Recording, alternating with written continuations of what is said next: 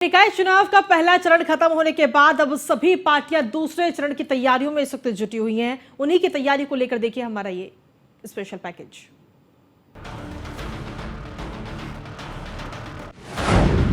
निकाय चुनाव का रण, कौन लहराएगा परचम? 24 की तैयारी, कौन पड़ेगा किस पर भारी? निकाय तो रुझान, 24 में असली इम्तिहान। उत्तर प्रदेश में हो रहे निकाय चुनावों को आगामी 2024 आम चुनावों के सेमीफाइनल की तरह से देखा जा रहा है। शायद यही कारण है कि राजनीतिक पार्टियां इन चुनावों में कई तरह के प्रयोग कर रही हैं। निकाय चुनाव के बहाने सभी पार्टियां जमीन पर अपनी ताकत का अंदाजा लगाना चाहती हैं। प्रदेश में सत्तारूढ़ बीजेपी स्थानीय मुद्दों को छोड़कर बुलडोजर और एनकाउंटर जैसी कानून व्यवस्था को राजनीति के केंद्र में लाने का प्रयास कर रही है। बीजेपी ने करीब 350 मुस्लिम उम्मीदवार मैदान में उतारकर नया प्रयोग किया है। इसी के साथ केंद्र और राज्य में सत्तारूढ़ बीजेपी स्थानीय निकायों में मजबूत होकर ट्रिपल इंजन की सरकार बनाने का नारा भी दे रही है।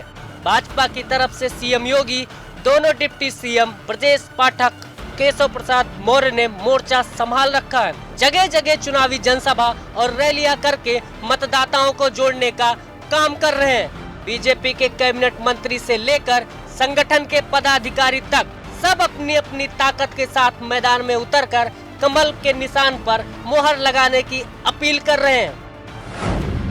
बीएसपी दलित प्लस मुस्लिम समीकरण, 17 नगर निगमों में से 11 मुस्लिम उम्मीदवार। सामाजिक अंकगणित साधने में लगी बसपा सुप्रीमो। मुसलमानों के साथ बसपा की सोशल इंजीनियरिंग।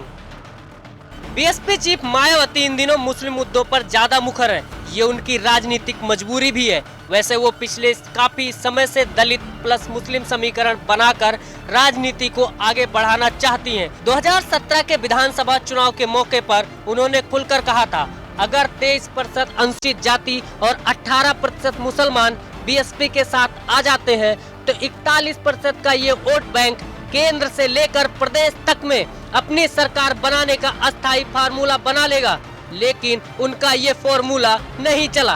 बसपा प्रदेश में लगातार हाशिए पर जाती गई। निकाय चुनाव में उन्होंने एक बड़ा दांव चला है। प्रदेश के कुल 17 नगर निगमों में से उन्होंने 11 के लिए अपने मुस्लिम उम्मीदवार बनाए हैं।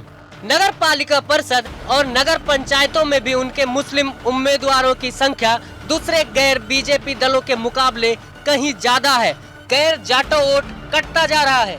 बीएसपी प्रमुख मायावती ने ओबीसी के लिए आरक्षित सीटों पर भी मुस्लिम उम्मीदवारों को उतारा है। बसपा से लगातार कहा जा रहा है कि अस्तित्व के संकट का सामना कर रही बीएसपी अपने नए सामाजिक अंकगणित में ब्राह्मणों के जगह पर मुसलमानों के साथ एक नई सोशल इंजीनियरिंग शुरू कर रही है। मायावती ने 30 अप्रैल को ट्वीट किया और कहा कि यूपी के निकाय चुनाव के अंतर्गत 17 नगर निगमों में मेयर पद के लिए हो रहे चुनाव में बीएसपी द्वारा मुस्लिम समाज को भी उचित भागीदारी देने को लेकर यहाँ राजनीति काफी गरमाई हुई है, क्योंकि उससे खासकर जातिवादी एवं सांप्रदायिक पार्टियों की नींद उड़ी हुई है। सपा के सामाजिक न्याय के मुद्दे की परीक्षा। दलितों को जोड़ने में लगे अखिलेश।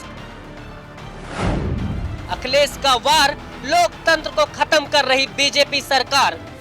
इसके अलावा प्रदेश का यह निकाय चुनाव प्रमुख विपक्षी पार्टी सपा के सामाजिक न्याय के मुद्दे की परीक्षा है। सपा सुप्रीमो अखिलेश यादव बीजेपी की सांप्रदायिक राजनीति को सामाजिक न्याय के मुद्दे से टक्कर देने की तैयारी कर रहे हैं। मुख्यमंत्री योगी के गढ़ गोरखपुर से सपा प्रमुख अखिलेश यादव ने कहा कि सत्तारूढ़ बीजेपी दलित, सवर्ण सभी का अपमान कर रही है। अपनी नई रणनीति पर बात करते हुए उन्होंने कहा कि समाजवादी विचारधारा के लोग चाहते हैं कि जातिगत जनगणना कराई जाए ताकि सभी को उनकी आबादी के अनुपात में उनका अधिकार और सम्मान मिले, मगर जातिवार जनगणना के नाम पर बीजेपी घबरा जाती है। पूर्व मुख्यमंत्री अखिलेश यादव ने कहा कि मुख्यमंत्री योगी के खिलाफ मामले की सूची बहुत लंबी है। अखिलेश ने सवाल किया कि क्या उन्होंने अपने खिलाफ दर्ज मामलों को वापस नहीं लिया था। इसके साथ ही सपा प्रमुख ने कहा कि बीजेपी सरकार मामलों की लंबी चार्जशीट दिखा रही है, मगर मुख्यमंत्री ने खुद पर से मुकदमे वापस नहीं लिए होते तो वो आज लिस्ट बहुत लंबी होती।